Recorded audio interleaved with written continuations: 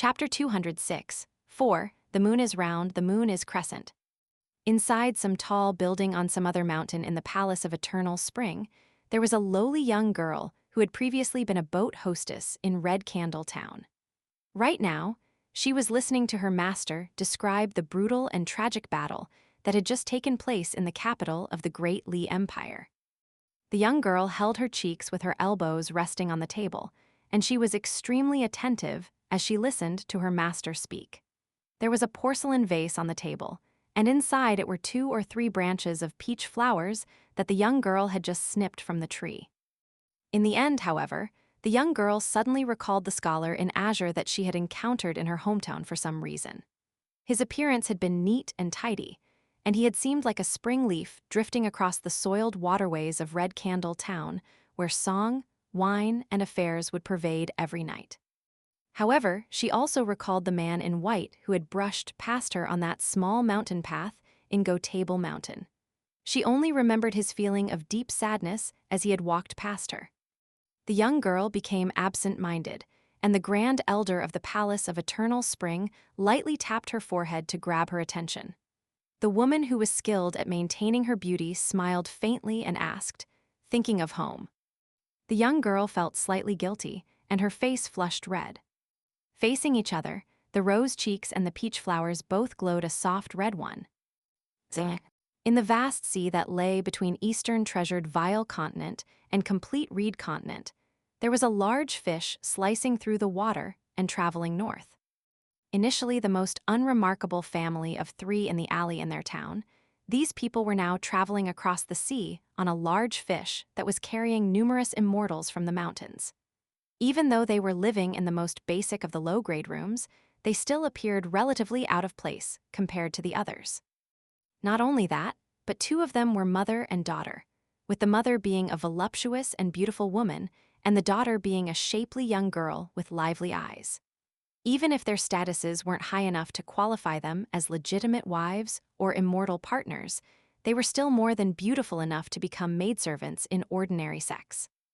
Thus, even though the family of 3 almost never left their room to enjoy the sea view from the back of the fish that was as large as a small town, there were still some vagrant cultivators and itinerant cultivators who coveted the beauty of the mother and daughter. The journey across the sea would be a long one, so why not find something fun and interesting to do? Fortunately, there were many people on this transcontinental fish that was also carrying a large amount of cargo, and there were also a 9th-tier immortal and a 7th-tier martial artist overseeing the situation. Thus, the young chi refiners with ill intentions didn't dare to act too wantonly. In the beginning, some people had attempted to entice them with money. After all, the family of 3 didn't look like they had a powerful background, so even if they were the relatives of some immortal, this would most likely be an immortal from some weak and insignificant force. Otherwise, they wouldn't have chosen the cheapest type of room to stay in. As such, some people pretended to be visitors as they went over to knock on their door. After entering and sitting down to drink tea, they subtly hinted at their intentions. The woman was scared deathly pale, and it was instead her daughter who chuckled coldly and told the cultivators to wait for her father to return. Meanwhile, there were several other cultivators with the same intention standing in the corridor outside their room. Among them, there was also an experienced chi refiner at the middle 5 tiers. Not only that, but he was even a sword cultivator with a sword by his waist. He naturally didn't need to stoop down to the low levels of the people inside the room to deal with these matters by himself. After all, that would be far beneath his status. However, he would naturally be the first person to sample those 2 wild delicacies. In terms of what happened afterward, that would be up to his mood. Perhaps he would reward the 2 women to his lackeys and helpers. When the simple and honest middle-aged man returned with some food that he had purchased, he wasn't terrified upon hearing the news, nor did he slam the table and flare up in rage. Instead, he put their extremely cheap and simple lunch on the table and said that he would go outside to chat with the cultivators. His wife was on the verge of tears, and his daughter held her mother's hand and said that everything would be all right. After all, her father was here to look after them. However, the woman immediately burst into tears upon hearing this, and she said something that caused her daughter to also feel sad. I'm afraid of your father getting beaten up by those people." The middle-aged man stepped over the door threshold and gently closed the door.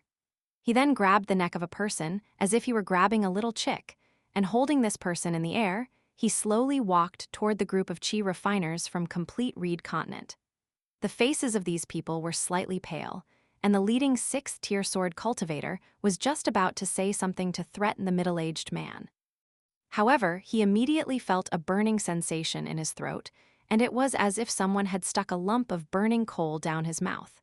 His face became bright red, and he groaned in pain as he grabbed his neck with both hands. He couldn't say a single word. The middle-aged man casually tossed the half-dead chi refiner in his hand aside, and he asked the sword cultivator, "What's the name of your old ancestor? What sect do you belong to?"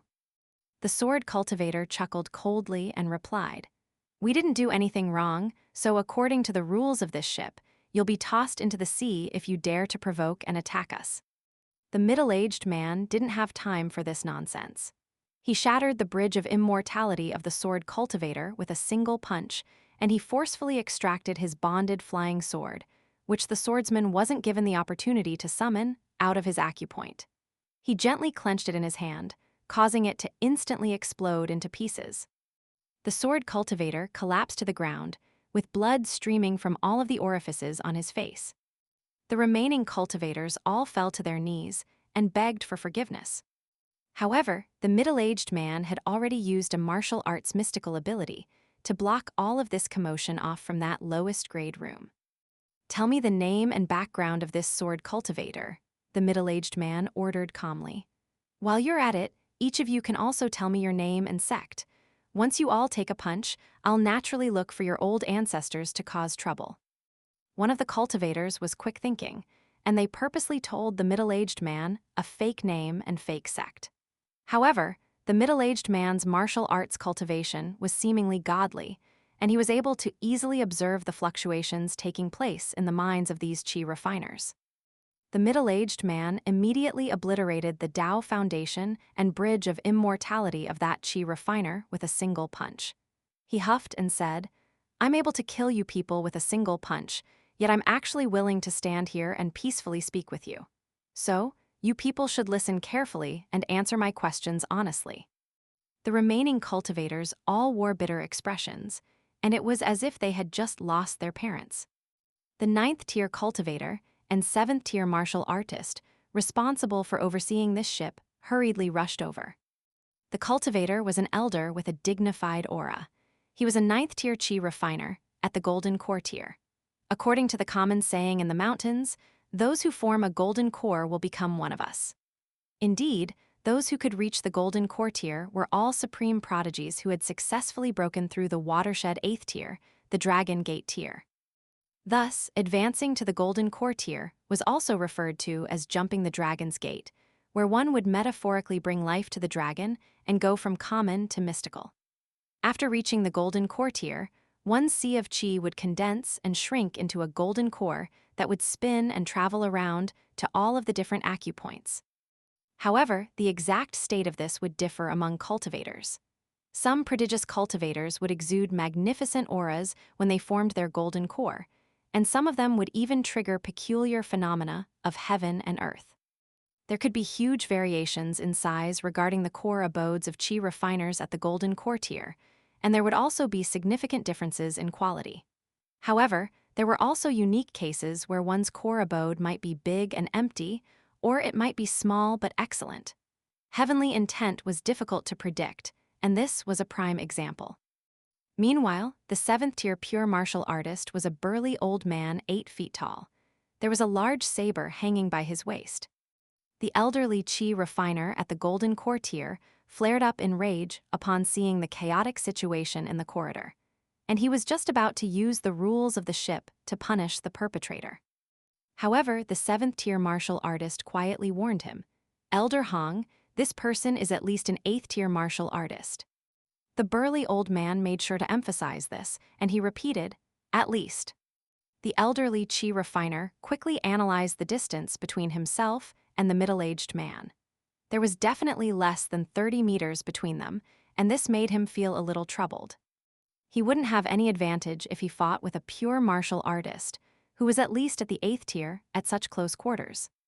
Fortunately, the middle-aged man wasn't aggressive or overbearing. Instead, he calmly explained the situation. Afterward, a foolish chi refiner felt like reason was on their side, so he shouted in grief and indignation, "Old immortal Hong, the sword cultivator over there is Tang Ziufang from Green Shoot Tip, and even his bonded flying sword was forcefully pulled out and shattered by that madman. This is a life-and-death feud. Green Shoot Tip definitely won't forgive him." Before hearing this, the elderly chi refiner at the Golden Core tier had still been hesitant about what to do. After hearing the chi refiner's aggrieved shout, however, he immediately examined the pitiful aura of the sword cultivator on the floor. He gulped in silence and finally reached a conclusion. Not only was that vicious middle-aged man a martial arts grandmaster at the 8th tier, the far-roaming tier, but he was at least at the great accomplishment level of the 8th tier. It was extremely likely that he was already at the doorstep of the 9th tier, the mountain summit tier.